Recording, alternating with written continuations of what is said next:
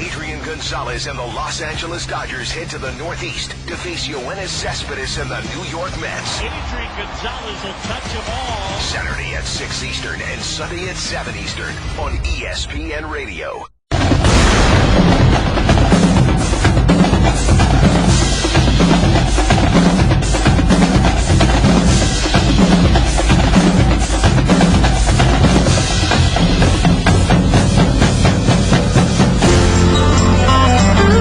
Do you hear me? SEC!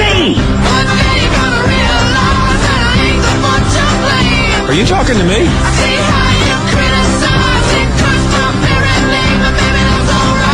And the Tigers are wild, and they're wild. Mr. Finebaum. Hey, man, when I'm speaking, you shut up. This is the Paul Finebaum Show. Now, Paul Finebaum. You're listening to the best of the Paul Finebaum Show. Nick Saban is about to join us. He has just finished his round. We're live at the Regions Golf Championship, and the crowd has thickened here to hear the head football coach at the University of Alabama, trying to get him up here. And we welcome Coach Saban to our program. Coach, thank you very much. Good to see you. Very well. Good to see you. Good. Are you on here? We are on. We're live. Good. No chit-chat today. Good to see you. Obviously, everywhere you've been since yesterday morning, you've been asked about it, and you knew you would continue to be asked about it. But what can you tell us about the situation with Cam Robinson? Same thing I've been saying to everybody. We're gathering information about it. When we get the facts, we'll determine whether there's something we need to do internally or not. But, Cam Robinson's been a really good player for us. He's been a really good person for us. He's never been in trouble before. So, all those things are things that need to be taken into consideration. It's certainly not the kind of behavior that we like for any of our players to ever represent the university or themselves or their family, and certainly there's lessons to be learned here. I read something today, not that matters, but someone said we're going to find out whether Nick Saban gives Cam Robinson a second chance like he has given other players. You have had that conversation. We've had it before. You've always believed in that. I realize you just got through saying you don't have all the facts, but talk a little bit about your track record of giving players second chances. Well, I think, people basically think that discipline is punishment. Discipline is actually any kind of punishment that's going to change somebody's behavior. And I think what everybody has to ask, just like you would with your own children, is the guy better off with us, with the structure and direction that he's going to get, and the opportunities that he can take advantage of and be somebody that other people can emulate with his leadership, or are we better off throwing him, out with the bathwater? So, I don't feel like that's always the right thing to do unless it's really warranted. So you would rather be wrong giving someone a second chance than not knowing that you could possibly help someone?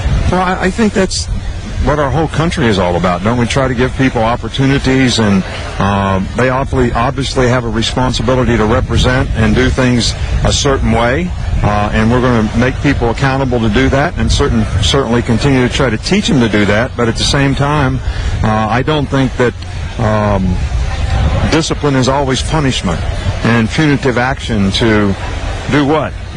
Make all the people think, wow, Nick Saban's really a tough guy. He kicked this guy off the team. I'm not sure that's the right way to manage this, and we're going to do what's best for the player and our program and our team.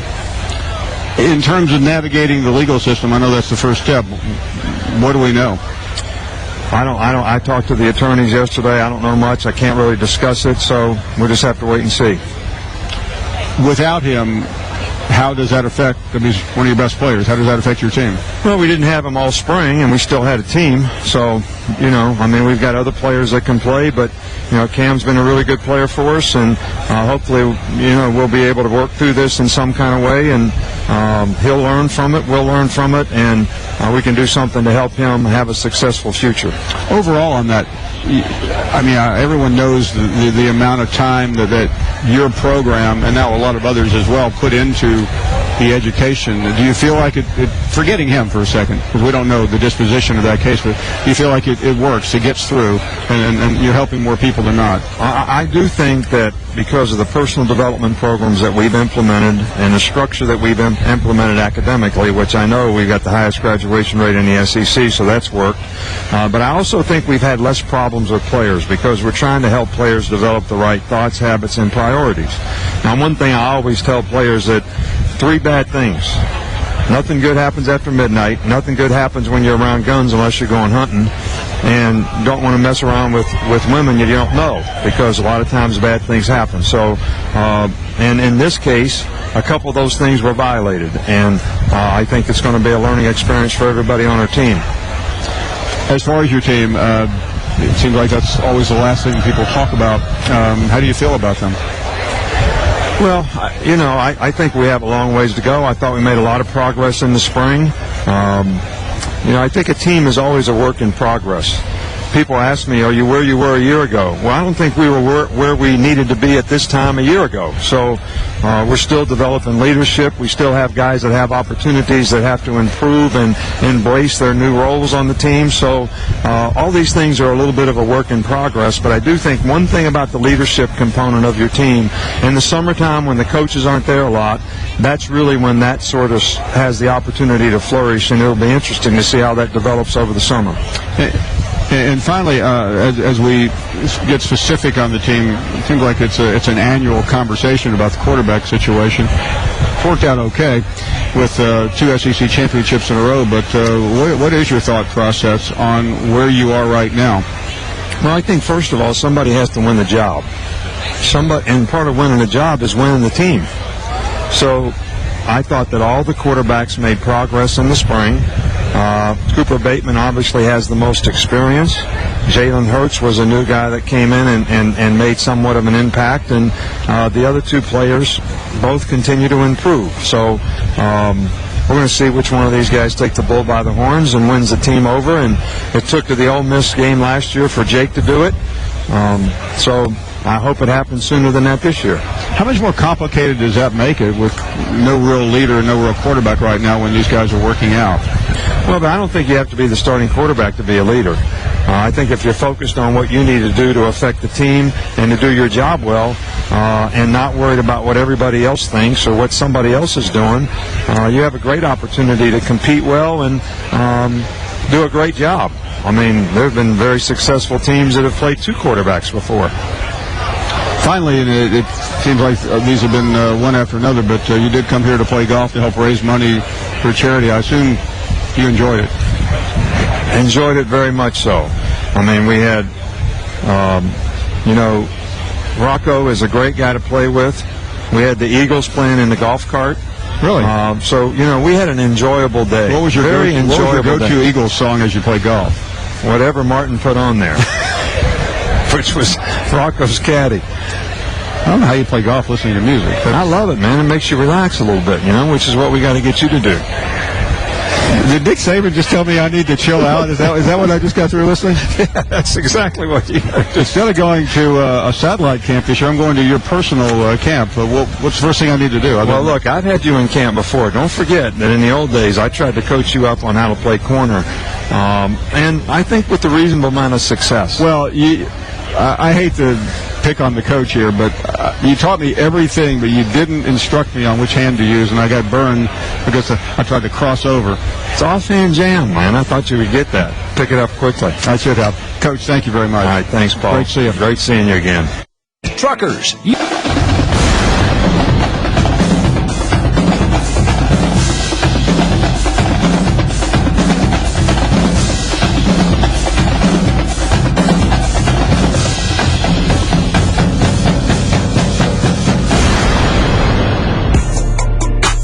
This is the best of the Paul Finebaum Show.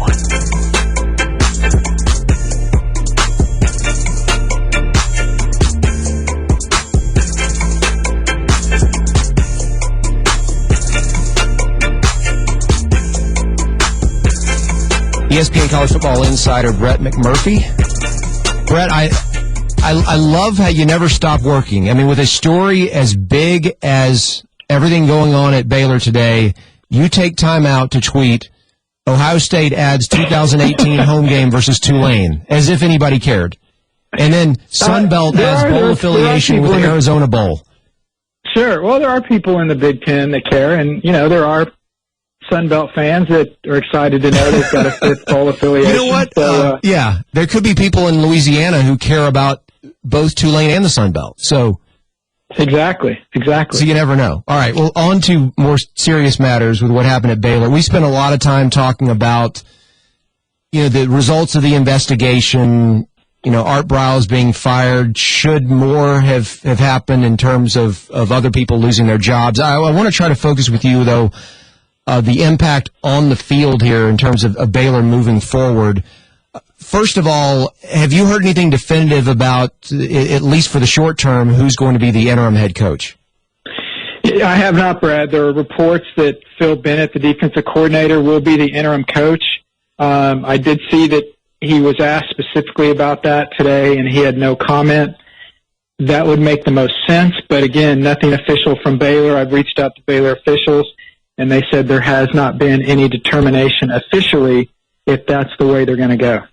Okay, and then how about the possibility that Baylor does what Alabama did, was it 13 years ago, when they had to get rid of Mike Price in May, and Alabama decided to just go ahead and hire the next full-time coach. They grabbed Mike Shula. What do you think the chances are that Baylor, instead of going into 2016 with an interim head coach, goes ahead and makes a permanent hire right now?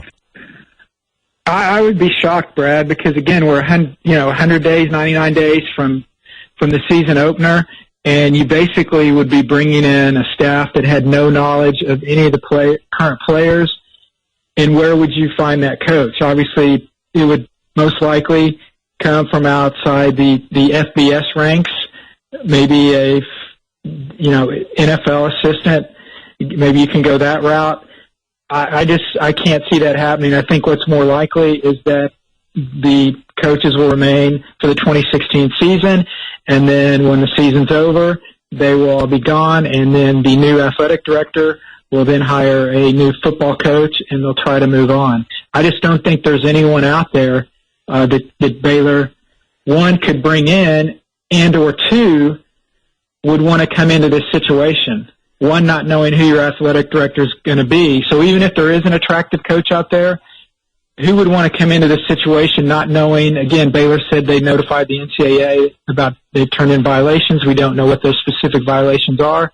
And also you don't know who's going to be your full-time athletic director, because I think it's just a matter of time until Ian McCaw is terminated as well. Why he wasn't terminated today, I'm guessing it has something to do with his contract, which is not accessible through public records, but something to do with having to be notified a certain number of days. Because when Baylor announced Art Briles' departure, they said that he was suspended with intent to terminate. I'm sure that's just legalese for saying you've been notified that we're going to terminate you, and then after X number of days, however the contract reads, you will be terminated. So what are you hearing about the rest of the coaching staff? Is there any chance that there are more people who are going to lose their jobs over this, and let me ask specifically about Kendall Briles, Art's son, who is the offensive coordinator. Not so much that he would be fired because of his connection with any of this, but just the possibility that he could leave because they got rid of his dad. Yeah, that's a very real possibility. I believe the reason why they wouldn't get rid of him is because if you just get rid of him because he's Art's son, then you're basically saying that he was the only assistant coach that had any knowledge of what was going on, and I don't think that's accurate. I'd be hard-pressed to believe that every single member of that staff had some knowledge of what all was going on, as the Pepper Hamilton report indicates.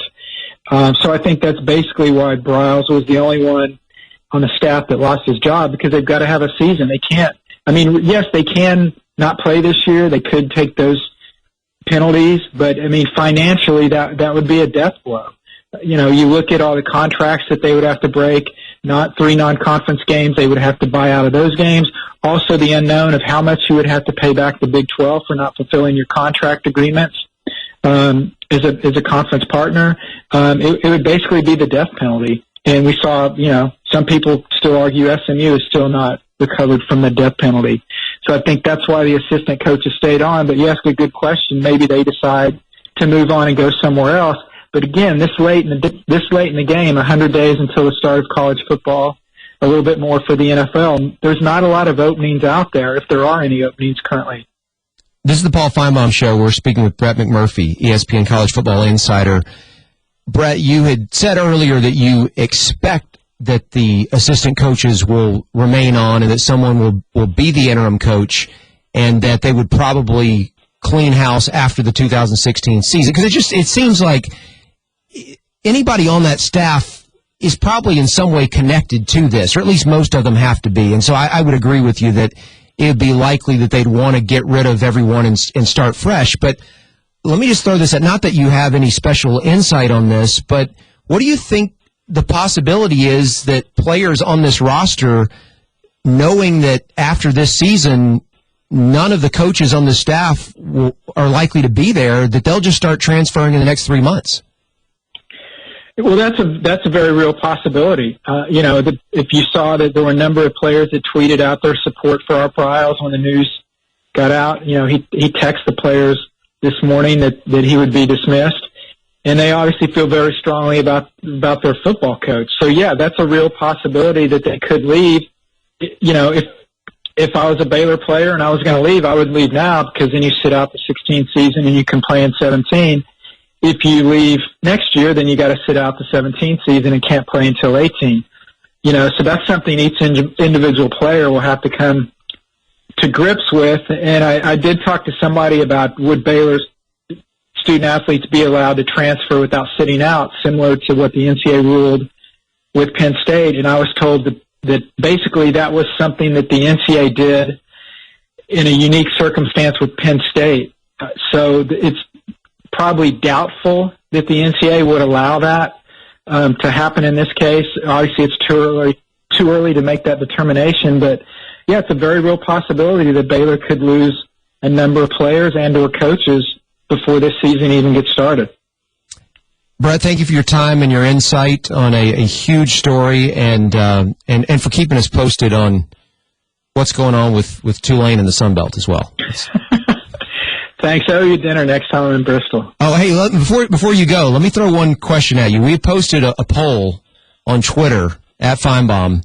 Which SEC team is most likely to lose its season opener? Now, maybe your mind's cluttered with other Baylor stuff and you can't recall who everybody's playing in the first week. The four choices we have posted on this, and there are obviously others, but Missouri at West Virginia, Ole Miss and Orlando against Florida State, Auburn at home against Clemson, Texas A&M at home against UCLA. You have a choice out of that group. Wow, I would say, God, off the top of my head, I see 1 and 3. I see A&M with the only victory. Well, they're the only one of those four that's favored. I think they're a very, very slight favorite in Vegas right now. So. Right, yeah, that would be the only one. I didn't know what the lines were, but I would absolutely agree with that. I would say everybody but A&M would have to be underdogs, and Missouri probably the biggest underdog of that group. They are. I think Ole Miss has a decent chance, but Florida State's loaded again with Jimbo, and I just. A&M, this is a huge year for someone, and he's got to get off to a good start, obviously playing at home. All right. There you go. There's some analysis from Brett McMurphy. He's more than just a reporter, folks. All right, Brett, thanks again. All right, that's Brett McMurphy, ESPN College Football Insider, just giving us a little bit of background, and obviously there is a lot still left to be determined with Baylor, what's going to happen going forward. Is kind of the fallout from all this, and Baylor is far from being out of the woods in terms of the legal ramifications of this case, but even on the football field, there's a lot more that could still happen that could make them a much weaker team, even than just the loss of Art Briles. So we'll stay tuned to see what happens there.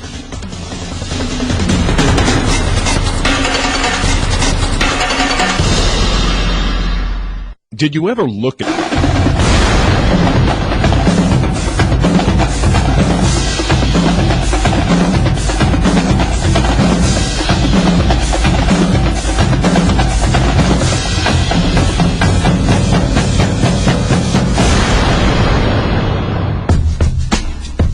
is the best of the Paul Finebaum Show.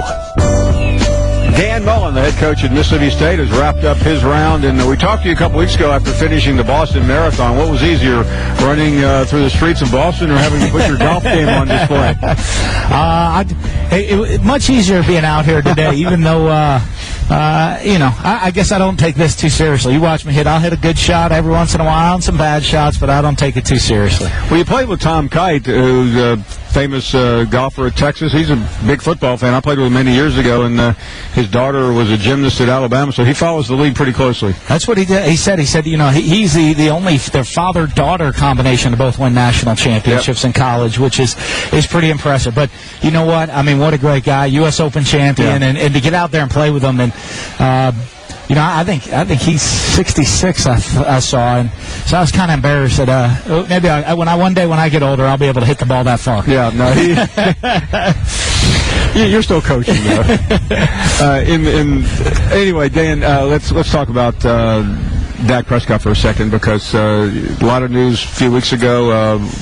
What are your thoughts on how he is fitting in? The Cowboys are a big operation. You know them well. Well, I think it's a great fit for him. I think he's a guy that gets going with a quarterback in front of him, and Tony Romo with a lot of experience. That's in the back end of his career, where Dak's going to come in, and the one thing I think he'll bring to the table is just great leadership, showing up every day to work, and so I think that'll.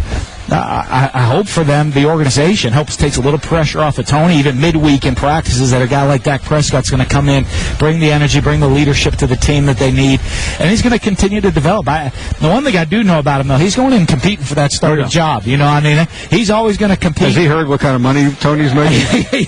Yeah, I know. He's not quite on that level, but knowing him, he's just going to find a way to go compete and improve. And I think that's the biggest thing in the situation he's in. He's going to have the opportunity to continue to improve, to continue to grow, hopefully within their system. And I hope for him to take over a couple years down the road. He is gone. So what happens next in Starkville? I know you had a spirited competition, and that's something that I'm sure we will see when we reconvene. It's going to keep going for a while, because one of the things when you have young players is you finish spring practice mid-April. We're not on the field again with them until August 1st. So between April and August 1st, they're on their own. And, so especially with young quarterbacks, it's to me, who's going to go out there, put in the time, and do the extra things to go prove that they're our quarterback. They're going to lead us into the future. So I'll be excited to see, getting in the training camp, who that guy is that's really tried to take the step forward. Any hints? No. The summer, I think people don't get it. One of the hardest things in college football is the summer. Because we can't be on the field with them. And, I think over the last couple of years, we had a guy, Dak Prescott, who's a returning quarterback, coming back in the summer. I think one of the biggest advantages teams miss, and not you got a returning quarterback for the season. You got a returning starter in the summer that is going to run the show with the whole team and make everybody around them better. You have some question marks at the quarterback. Those guys, none of them have been in that position to know how hard they need to work to be the guy over the summer. So I got to see who's going to take those reins. Speaking of the summer, in the late spring, early summer, it's the time of the year that coaches sometimes lose sleep over, because you get a call and the next thing you know, somebody's in trouble, and that's happened a lot, and will probably happen more. You've lived with it. Everyone's lived with it. I'm fascinated, because it's easy to blame, it's easy to say personal responsibility, but when you talk to these guys before they leave, do you try to formulate a message that you hope gets through? Well, you do. There's we're talking about we got 85 18 to 22-year-olds on scholarship.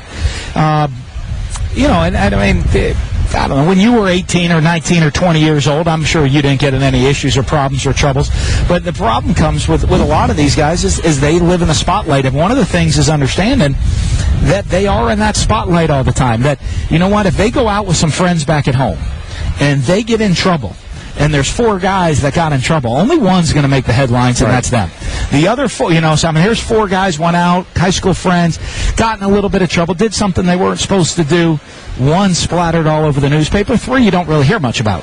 And I think that's one of the things we try to explain to them is that they live have to live up to a little different standard than everybody else out there because mistakes that they made really can get blown up in the media. What I'm curious about is that every time one of these stories happens, people start calling me, you, everyone saying, what's wrong with these guys? Don't they talk to them? I mean, how much time from the moment a player arrives on campus do they hear about responsibility? It's nonstop. It's nonstop, and a lot this time of year is scary for us because they're home. A lot of times when they're on campus, they're around teammates. So I say, if 4 guys are going out together that are teammates, and one guy starts going down the wrong path, there's a good chance that 3 teammates are going to say, hey, well, don't be doing that. You got to remember, they're college kids, so they'll make some mistakes. A lot of times when they go home, there's not a teammate there to kind of straighten them up sometimes. But you do nonstop. You're always talking about them about making good decisions. I'm 44. I don't always make great decisions in my life still. I'll make mistakes in my life. And, these guys at 18, 19, 20 years old, you're trying to talk about the decision-making and understanding that every decision you make in life has a consequence. At 20 years old, that's kind of sometimes a hard thing to grasp. Have you found any one thing that seems to... Pete, you bring in guys that have been in jail. You bring in motivator. Is there any one thing that you've noticed over the many years that really gets through to players? Well, when they make a mistake, it takes that. I tell you, just like everybody, you can lecture anybody all you want over and over and over again, and until you're the one that has to face those consequences, sometimes they don't get it, and that's the biggest one. That is the biggest one. And then, if you can start getting them to figure out about decision making, whatever decision they make, how it's going to affect their family, and don't think about just themselves. Think about people around them making decisions. I know it's hard to go down the street now without someone bringing up the Boston Marathon. And you were just so moved and inspirational in talking about it in the hours after that. What has it meant as you've gotten a couple of weeks away from there, other than having sore legs? I think I'm a little bit recovered right now. But it is, I've had a lot of people call me and say, hey, you've inspired me to get up and just, there's things I've wanted to do in life, and I'm going to go try to do it now. And one of the things to me I'm looking at is I'm trying to wonder what's next now. I went and did something that was a goal in life, was inspirational, and certainly was not easy. And I'm thrilled that I've inspired some other people to go out there and maybe accomplish something that they, that was on their list, but there's no way I could do it, and now they're going out to do it. And even for me, I want to try to figure out what's next. You've actually inspired me. I'm a runner, but I'm not great. A couple of times over the last 3 weeks, I've started to. Dan Mullen ran 26 miles. I think I can finish the 1 mile run. What else? People climb mountains. They do. What would be in the short list of things that you would like to do next? The one I got to figure out is what I can do while I'm coaching. I'd love to go hike the top of Mount Kilimanjaro. Wow. One day, I think that'd be awesome. I'd tie that in with a safari. I'd love to try a long sail one day. And try to set that I'm going to go sail from here to there on a crew. Now, I'm not that familiar with safaris, but when you go on safaris, do you try to nab black bears? I'm going to just go and observe. I'm going to observe. I might try a triathlon, too, next. Oh, my goodness. That's really tough. They are. I don't know about the Ironman. You must be a good athlete. But I know you're humble, but there's no way you could have done the marathon in that time with being a flabby guy. I think I'm a jog. I jog most of the way. I look at some of the people when you're jogging. Do you listen to music? I like having the music going. What do you listen to? It's got such a wide range. The most played thing on there is probably U2, but it'll go from anywhere from country to Tupac. Tupac. I got some Tupac on there. Man, you got some Jay-Z. You know what? They were even laughing at me. I even got some Taylor Swift on there, I think. So. Well, Taylor goes both directions. I mean, from pop to country. So I got it all. I got a good mix. Man, Tupac, you're getting stuff. You're getting cred by the nanosecond here. I think I could run fast listening to Tupac. Gets you going. It's a little older school stuff, but the NWA movie came out last summer, and I kind of knew everything going on in it, and all the kids on the team, we took them, and I don't think they knew a lot of the songs. You're not into there. Some of the. I like the NWA, but the newer stuff. Yeah, the newer stuff. I listen to it at practice all the time. I bet you do. They got the one year they had Versace. I don't know if you've heard that one, Paul, but they must say Versace you hear all those about 10,000 times in about a 4-minute song right there. And I was looking for a little more variety, but we'll mix it up in practice a bunch too. Is Mrs. Mullen? Does she listen to this stuff too? Or? Yeah, she's a little bit more of a country Jimmy Buffett. She's a big Parrot head. I got her into Buffett, and now she's a huge Parrot head. You get in the car with her.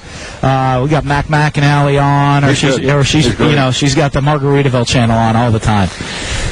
One of these days we'll get you listening to our show. You know what? Every once in a while, we'll tune in a staff meeting while we're breaking down film on a Monday. In season. Oh, my goodness. Because I got to just be entertained every once in a while to see what all of us did wrong. You can hear pretty quickly what we all did wrong that previous weekend. There is one guy who lives in Mississippi who's the biggest Ole Miss fan in America, and I promise you, he could have your entire team rolling on the aisle. He is so funny, so laughable, and so embarrassing. We're talking about you, Archie. Ocean Springs, Mississippi. Yeah. He's always telling us. He's a school up north. He's always.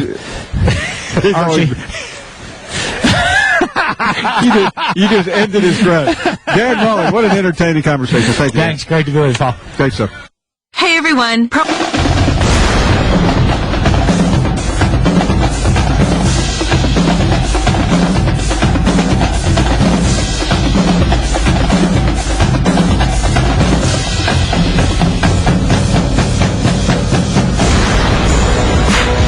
You're listening to the best of the Paul Finebaum Show.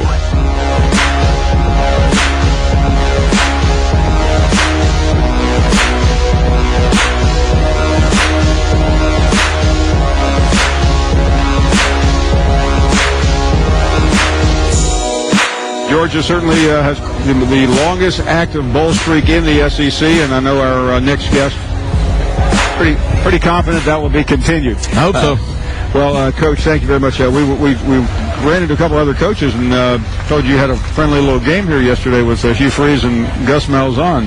Well, you know what? They didn't actually include me. I played, but I didn't get to play with them. I didn't meet the elite status of those guys. Okay, but Hugh let me know that I could join them down at Destin. So okay, I'm glad you're at the kids' table, right? That's right. I'm at the kids' table. I'm learning the respect. Listen, you were hardly anonymous as a defensive coordinator at the University of Alabama, and then obviously your time with Nick other places.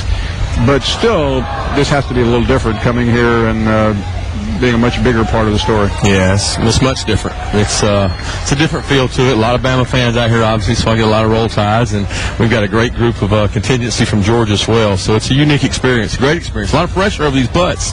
Oh, I can imagine. Jeff Maggart's a lot better at it than I am. Probably not a lot of Georgia A&M going back and forth. Georgia and A&M don't quite have that rivalry. I think that's why they paired us. There's no rivalry there yet. We talk so much about it, and not to bring you into Alabama's domain because it's no longer under you, but you know the players. And there's such a focus this time of the year when players go home, and one or two always get in trouble. I know you left your players with that message, and I'm sure you've been doing it your whole career. Yeah, it's tough anytime that happens. You know, somebody actually sent me an email prior to guys going home saying that that's when 60 to 70% of the arrests occur. And we had a big team meeting and discussed it, and unfortunately we had a small incident, and it happens across the country, and you try to make them aware and educate them and help them every way you can. But ultimately these kids make mistakes. Yeah, and you're a football coach. You're not a sociologist, but definitely not that. Maybe you should be. But it has to be exasperating because I mean, I know your time at Alabama, there's not a program, at least up until the time you left, that spent more time trying to process and develop young players. I know you're doing it at Georgia. Absolutely. You do the best you can, and you control the things you can control. And we like to think we can control things like that, but it's really hard to. You just do the best job you can. You educate them and understand that they're going to make mistakes, and they got to suffer the consequences when they do. I'd like to talk about being a new coach, and you can joke about all the things, but there are those, and I think I'd throw myself in the lot, who say that if there was ever a person ready to be a head coach, it's you. Talk about that, because you seem like, I mean, you've done everything you have to do other than being the head coach. Well, I think working for Coach, Nick, he's done a great job of educating coaches. He develops coaches like he develops players, because he doesn't make decisions above you. He makes them with you, and you learn a lot. Coach McElwain, Muschamp, a lot of guys, Jimbo, you learn by being a part of his organization. So it would be remiss of myself to not credit him with educating you and preparing you to be a head coach. So I'm more prepared from being in Alabama and being in a lot of tough situations that better prepared me for Georgia. Is there anything, and I realize you haven't coached a game yet, but is there anything that you've encountered so far where you kind of look and go, oh my goodness, this is me now? Yeah, it happens daily. I mean, there's a lot of decisions to be made in that seat. And, Bobby Williams used to kid all the time at University of Alabama, that's a lonely seat.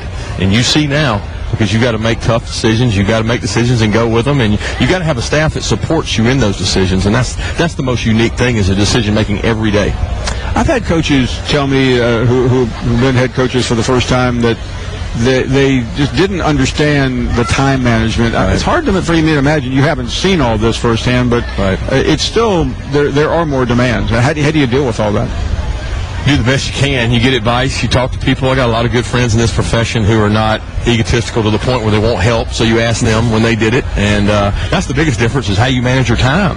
I mean, it's tough to make decisions on how much time you spend with the offense, how much time you spend with the defense, special teams. There's a lot of big decisions. Recruiting versus evaluating, and recruiting versus watching opponents. There's a lot of decisions that I'm not used to having to make, especially in May, because I was out chasing kids, In terms of demands beyond the actual management of the football program, and I'm guessing you could probably speak someplace every morning, noon, and night, and these are people you went to school there. You want to help everyone, but that would seemingly be one of the hardest things to deal with. Having that no person, Paul, is a big deal. You got to have somebody willing to say no for you and realize that maybe the next year you can do it. So you're not the bad guy. But I think I'm surrounded myself with a good staff and a good support system that they let me know the things I need to do versus the things I can't do.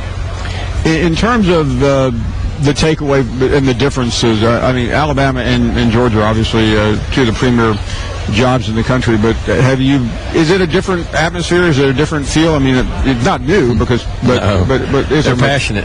They're both passionate, and that's the way it is in the Southeastern Conference. It's so competitive that just the smallest amount makes a difference. So the fan bases at both places are unbelievable. To have 93,000 people at our spring game, the commitment level that's at UGA right now is unbelievable.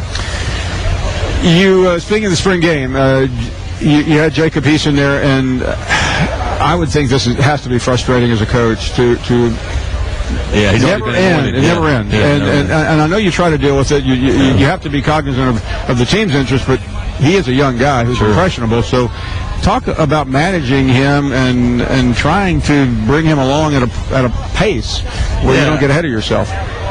Spending a lot of time with him early in the spring and talking to him and making him aware that there was going to be a burden and an expectation that he didn't have to meet. There was no expectation for us. We wanted him to do the best job he could do each day.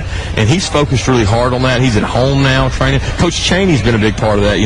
He's developed a lot of good quarterbacks in our league, from Bray to kid at Arkansas last year. He's done this before. It's not the first time. So he's been a great person for me to lean on in the development of all the quarterbacks, but especially Jacob being so young. Do you have any problem, any objection to him starting the first game? I have no objection to him starting the first game. I want the guy that gives us the best chance to win to start the first game. So whoever that is, that's 20-something practices from now. We'll know a lot more. Kirby Smart, thank you very much, Paul. Appreciate it. Great to see you. Great to see you. Kirby Smart, head football coach at the University of Georgia.